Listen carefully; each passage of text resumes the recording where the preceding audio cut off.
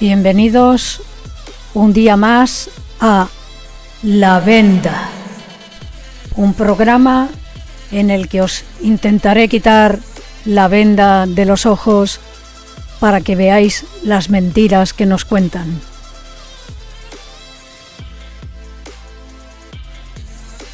Hola, aquí estoy en una nueva edición de La Venda.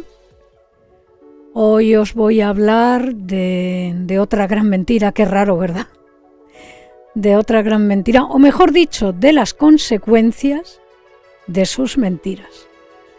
Porque rara vez las mentiras se quedan sin pagar o sin descubrir.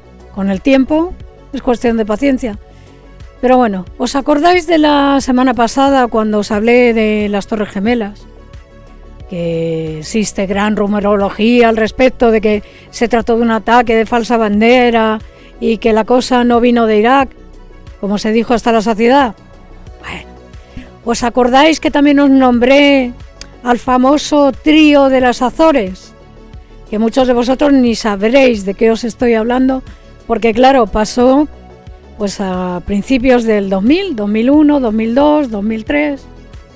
Vale, pues bien, a raíz del ataque de las torres, los Estados Juntitos de América dijeron que era obra de Irak, ¿vale? Que eran ellos los malvados que habían hecho lo que habían hecho y que si tenían armamento y planeaban atacarles. ¿Os suena? Vaya, a mí me suena mucho. Yo creo que deberían de contratar a algún guionista o algo porque se repiten más que el ajo, ¿no? ¿No os parece? O sea, es que ya no se molestan ni en disimular. Venga, vamos a volver a contar la misma historia que seguro que ya los que están no se acuerdan. Pues sí que nos acordamos. Lo único que en aquel entonces era Irak, acabado con K, y ahora es Irán, acabado con N. Pero la historia se repite. Vale, pues el caso... Se reunieron el presidente de entonces, que era George Bush, lumbreras, que no os podéis imaginar. Cuando recibió la noticia, estaba con un libro boca abajo, leyendo, haciendo que leía, con el libro boca abajo, en una guardería, y quedó súper ridículo, ¿vale? Porque, no sé, podía haber estado haciendo cualquier otra cosa, pero no, con un libro cogido del revés. Ese era el gran George Bush. Luego estaba también Tony Blair, que ese era por la parte de Gran Bretaña, el ministro de entonces, también menuda pieza. Y ¡tachán! Por nuestro lado estaba Ansar, también conocido como José María Aznar. Ya estamos trabajando en ello. Si ponéis eso en Google, veréis de quién os hablo. El señor Bigotitos. Entonces, luego se afeitó el bigote. Mira, Pablo Iglesias se afeitó, se quitó la coleta y este se quitó el bigote. ¿Qué tendrán que ocultar debajo de tanto pelo? En fin, el caso es que entre los tres, sin consultarlo, ni meditarlo, ni nada de nada, pues nos arrastraron a una absurda guerra preventiva, en este caso contra Irak. ¿Por qué empecé el programa hablando de las consecuencias de las mentiras? Os preguntaréis. Pues por esto. Justo por esta imagen. Aquí tenéis parte de las consecuencias de esas mentiras de los políticos. Porque en España sufrimos esa consecuencia el 11 de marzo de 2004. Con el atentado de varios trenes en Madrid, en el que se bajaron de la vida más de 190 personas y quedaron heridos más de 1.800.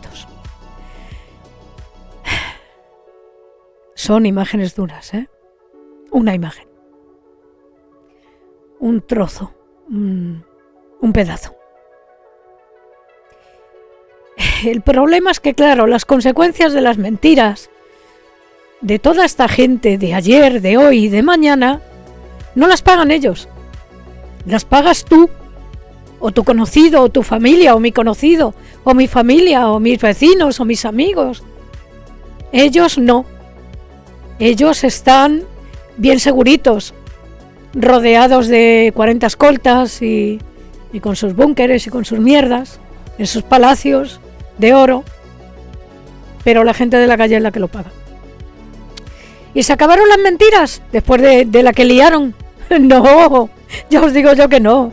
De hecho, como estábamos en periodo electoral, pues aumentaron. Se inventaron que todo había sido cosa de ETA. Cuando claramente todas las pistas apuntaban a lo que fue un atentado yihadista, en venganza por el ataque preventivo en el que el señor Ansar y el resto del trío de las Azores nos metió. Pero qué fácil era mentir, ¿eh? Al principio todos los medios de comunicación parecieron hacerse eco de la mentira. Luego ya, no sé si por vergüenza ajena o porque alguno tenía un poco de moral y de decencia, pues ya terminaron destapando medianamente la verdad. No del todo, pero ya sí, fueron diciendo que aquello pues que no era cosa de quien decían que era. ¿Vosotros estabais ya por aquí en 2004? ¿O erais demasiado pequeños? ¿O ni siquiera estabais? ¿Recordáis cómo lo vivisteis? A mí, por suerte o por desgracia, me pilló lejos de Madrid. Yo soy de Madrid, nací y viví allí durante casi 40 años y llevaba, es curioso, llevaba una semana fuera de Madrid, en Barcelona. Y bueno, recuerdo que pasé bastante angustia. Porque cuando te pasa una cosa así, en donde has nacido y tal, aparte mi madre no vivía pegada a la estación de Atocha, pero vivía cerca, relativamente cerca. Podíamos ir andando en 15-20 minutos. Entonces, claro, yo me asusté mucho, me preocupé. Tardé en poder comunicarme con la familia a través del móvil, por lógica, ¿no? Todas las líneas estaban saturadísimas y no podía dejar de pensar en cómo se sentirían las familias de las víctimas. Me enteré a través del televisor, donde estaban dando la noticia en directo. Me estaba preparando para ir a buscar trabajo, porque ya digo, llevaba una semana aquí, y entonces todo mi afán era madrugar y leerme el periódico. Entonces era más el periódico casi que internet, y ir a buscar trabajo por los alrededores del barrio donde me había encontrado vivienda, pues para trabajar. Y claro, allí contaron a lo bestia, sin rodeo ninguno, pues que una bomba había hecho lo que suelen hacer las bombas en Atocha, y que había sido en un tren de cercanías. Entonces, claro, yo no sé, me quedé de piedra, ¿no? Porque yo viví todo lo que de verdad ETA sí que hizo, que fue muy duro todos aquellos años, ¿eh? No porque yo estuviera de parte de unos o de otros, no voy a entrar en detalles de mis ideologías, pero siempre es duro, ¿no? El recibir ese tipo de sobresaltos, digamos, ¿no? Entonces, bueno, me quedé bastante en shock, porque yo pensaba que todo eso ya había quedado en el pasado que no ha quedado en el pasado.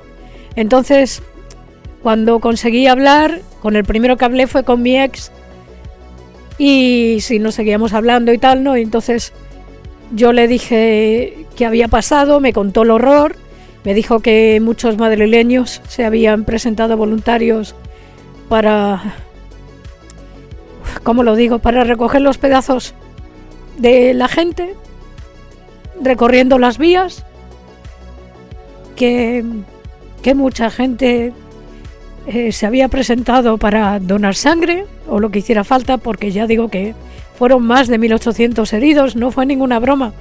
Además, lo más triste es lo que os he dicho al principio, que siempre pagan los de siempre, los que no tienen culpa, los curritos que iban a trabajar. Ellos fueron los que pagaron las consecuencias de las mentiras de los políticos, ¿eh?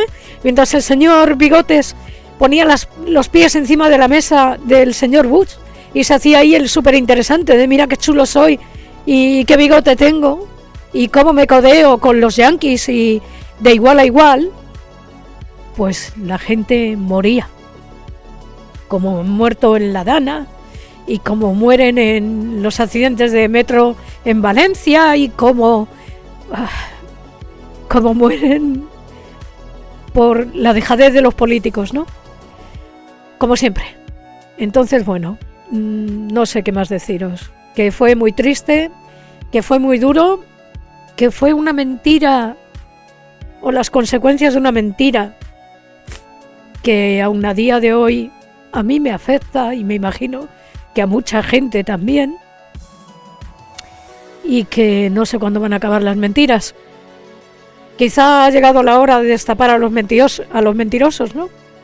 Para los zetas, que habéis sido afortunados de no haber tenido que vivir bajo la amenaza constante de un ATEN, pues no podéis imaginar lo terrible que fue volver otra vez a sentir ese miedo. Un terror absoluto si alguien olvidaba una mochila, o una maleta, o una bolsa de plástico, porque ya se te disparaban todas las alarmas y empezabas a sobresaltarte pensando que podías dejar de estar de un momento para otro, ¿no? Entonces, era bastante terrible. Esperemos que esas pesadillas no vuelvan nunca más, aunque sé que es imposible porque hay muchas mentiras, sí, pero también hay muchos malos en esta historia, muchos malos, y no solo los políticos, sino también todos sus instrumentos y derivaciones. Entonces, bueno, pedir que no vuelva a pasar esto nunca más es utopía. Pensad en lo que os he contado y que rara vez los medios de comunicación os van a contar la verdad. Casi nunca lo hacen, porque siempre están en un bando o en otro, normalmente en el bando del que no deben, de los mentirosos. Así que tened los ojos bien abiertos, quitaos la venda y nos vemos en la siguiente entrega de esta venda, de La Venda. Cuidaos mucho y nos vemos la semana que viene. Adiós.